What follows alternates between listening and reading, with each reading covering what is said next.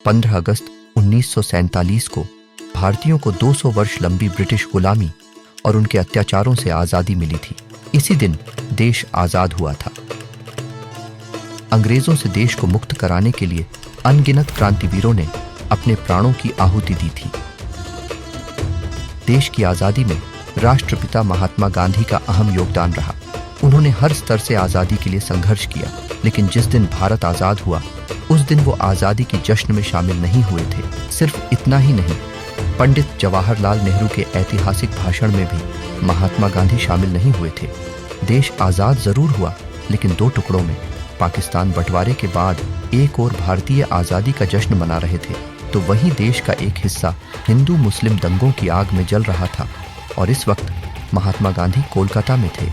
आज़ादी के दिन बंगाल के नोआखली में हिंदू मुसलमानों के बीच दंगा भड़का हुआ था। ऐसे में नोआखली में हिंदुओं और मुस्लिमों के बीच शांति कायम करने के लिए महात्मा गांधी गांव-गांव घूम रहे थे।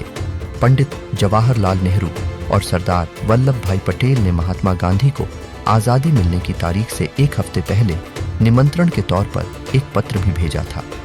उन्होंने ये कहते हुए आने से मना कर दिया था कि देश में हिंदू और मुसलमान फिर झगड़ रहे हैं। ऐसे में आज़ादी के जश्न में शामिल होने से ज़्यादा ज़रूरी उनके लिए इनके बीच में रहना है। महात्मा गांधी देश की आज़ादी के लिए सन 1915 से ही संघर्ष कर रहे थे। उन दिनों वो साउथ अफ्रीका से लौटे थे और गोपाल कृष्ण गोखले के कहने पर वो भारत भ्रमण पर निकले थे। गोपाल कृष्ण को वो अपना राजनीतिक गुरु मानते थे। इसके बाद साल 1919 में महात्मा गांधी ने बिहार के चंपारण में किसानों के लिए ज़मीन पर आंदोलन शुरू किया। इसके साथ ही 1930 में नमक के कानून को तोड़ने के लिए उन्होंने दांडी यात्रा जैसे अपने अहिंसक आंदोलनों से नई दिशा दी।